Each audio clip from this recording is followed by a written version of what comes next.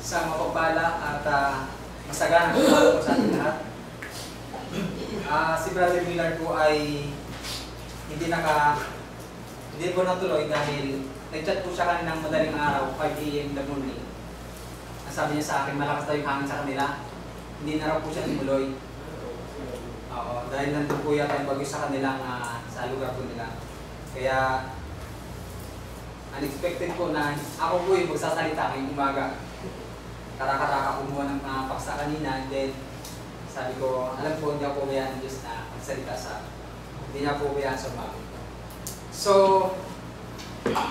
tuloy tayo sa ating mga gawain, tuloy muna ang araw sa linggo sapagkat sa mga layunin ng bawat sa atin na wag pumabayaan ng pagkakatipon, hindi hadlang ang hindi hadlang na hindi makadalo si Brother Millard para hindi po natin ipagpatuloy yung ating gawain sa unang araw sa linggo. Kaya sa umaga po nito, pagsalungan natin yung aking paksa na inihanda na patungkol po sa iglesia.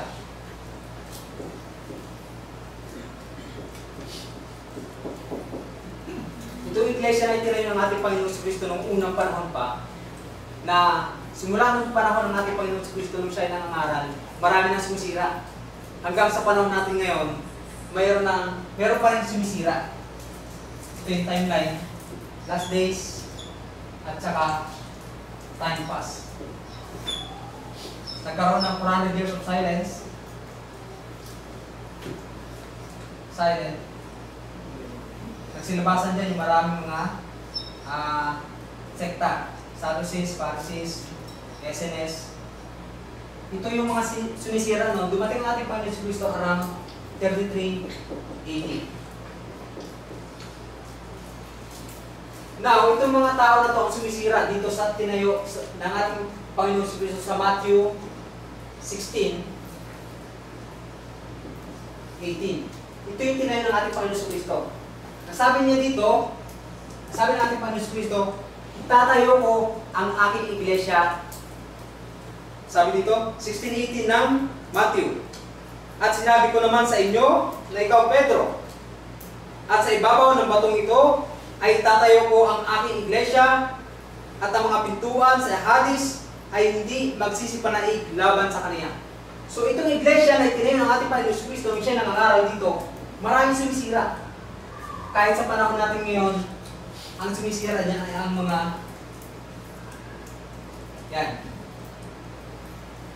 Itong Bible daw po ay hindi precise, hindi accurate.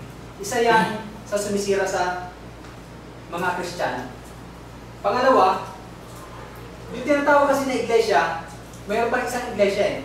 Yung iglesia ni Cristo, yung Tagalog po. Na, sinasabi nila, tao lang daw ang ating Panginoon Kristo. Na nakalagay sa 1 Timothy 4:2-5. Sapagkat may isang Diyos at may isang tao. Na ang tao nito ay ang Panginoong Kristo. So, sinasabi ng Iglesia ni Kristo na tao lang ang ating Panginoong Kristo. Ngunit maraming talata sa banal na kasulatan na nagpapatunay na tao na Diyos ang ating Panginoong Kristo. Nakalagay yan sa 1 John 5:20. Ang sabi dito, at nalalaman natin na naparito ang anak ng Diyos at tayo binigyan ng pagkaunawa upang makilala siyang totoo, na tayo nasa kaniya na totoo sa makatuwid ay sa kaniyang anak na si Jesucristo. Ito ang tunay na Diyos. Nasabi po dyan, si Jesucristo daw po ay tunay na Diyos. Unang nagpatunay dyan, si Juan. Sa 1 John 5:20. Sabi dyan, tunay na Diyos ang ating Panginoon Jesucristo. Nasabi dyan, muli kong basahin, at nalalaman natin na naparito ang anak ng Diyos. Yung anak ng Diyos, walang iba kundi ang ating Panginoon Jesucristo, na tayo binigyan ng pagkaunawa upang ating makilala na siya na totoo, na tayo nasa kaniya na totoo sa makatuwid ay sa kaniyang anak na si Jesucristo. ito ang tunay na Diyos at ang buhay na walang hanggan.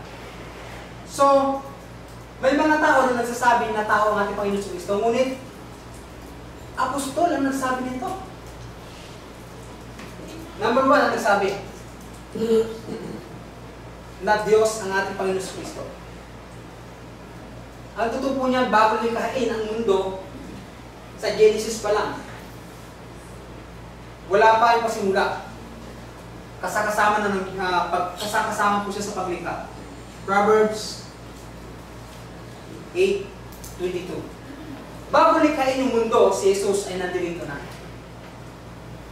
Ang sabi po dito, 8:22 ng Kawikaan, Proverbs, inari ako ng Panginoon sa pasimula ng kaniyang lakad, bago pinasimulan ang kaniyang mga gawa. 23, ako'y nilagay mula nung araw, mula nang walang pasimula, bago nilikha ang lupa. Ako'y nailabas na wala pang mga kalaliman, nang wala pang mga bukal na saganang tubig. Bago ang mga bundok ay mailagay, bago ang mga burol ay nailabas. Samantalang hindi pa niya nilikha ang lupa, ni ang mga paraman, ni ang pasimulaman ng alabok ng sanlibutan. Ang sabi sa 7, na kaniyang itatag ang langit, nandun ako. So, bago itatag ang langit, totoo yung sinabi sa Genesis 1:26, may kausap ang Diyos sa paglalang. Ang sabi niya, lalain natin ang tao ayon sa ating larawan. So sabi dito sa Kawikaan, sa Proverbs, na kaniyang itatag ang langit, nandun ako. So kasama siya sa paglalang. Ang sabi kasi, ng isang sekta, anghel daw ang kausap ng Diyos Ama, ng paglikha. Ang anghel po ay nilikha lang ng Diyos. Kasi kamakailan na po kasi nagkaroon ako ng naka-encounter po ulit ako ng Iglesia ni Cristo. Kaya gusto ko pong muling sariwain yung paksa na ito. Kasi talagang ayaw nila maniwala na Diyos ang ating Panginoon Kristo. Ngayon, lalabas, wala silang tagapagligtas. Dahil ang ating Panginoon Kristo ang bababa muli upang iligtas ang tao. Basahin ko po sa Acts. Sabihin kong basahin.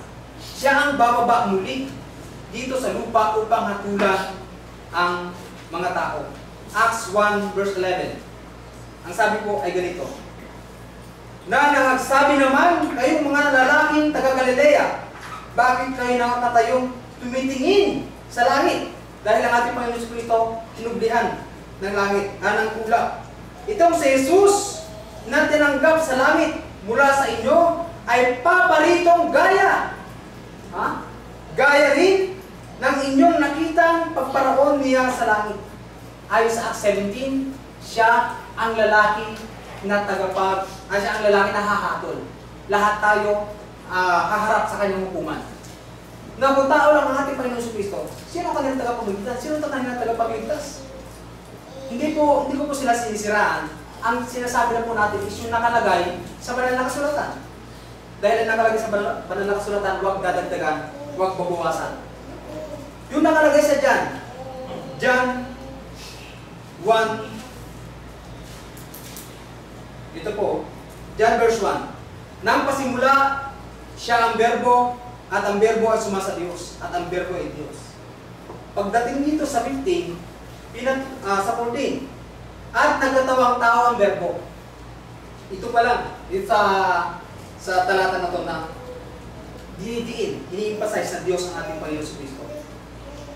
At nagkatawang tao ang berbo, at tumahan sa gitna natin. At nakita namin ang kaniyang kaluwalhatian gaya ng bugtong na Ama, na puspos ng biyaya ng katotohanan. Ang sabi, yung berbo po ay Diyos.